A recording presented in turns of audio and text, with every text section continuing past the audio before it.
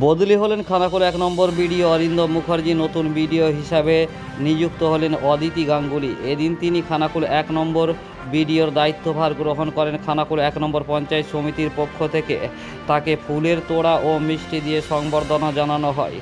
এদিন উপস্থিত ছিলেন খানাকুল ১ নম্বর পঞ্চায়েত সমিতির সভাপতি শম্পা মাইতি, সহকারী সভাপতি মিন্টু পাল সহ খানাকুল ১ নম্বর পঞ্চায়েত সমিতির কর্মাধ্যক্ষ সহ একাধিক সদস্যরা এদিন উপস্থিত ছিলেন বলে জানা গেছে। দেখুন বিস্তারিত।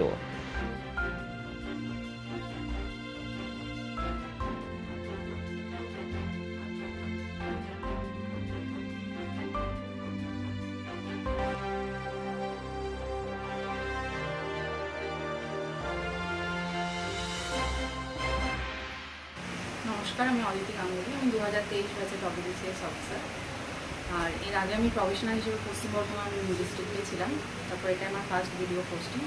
অবশ্যই খুব ভালো লাগছে ফার্স্ট ভিডিও পোস্টিংতে খানাকুল ওয়ানের মতো ব্লগে। তো আশা করছি সবাই মিলে একসাথে সহযোগিতার সাথে কাজ করবো। তো এটাই।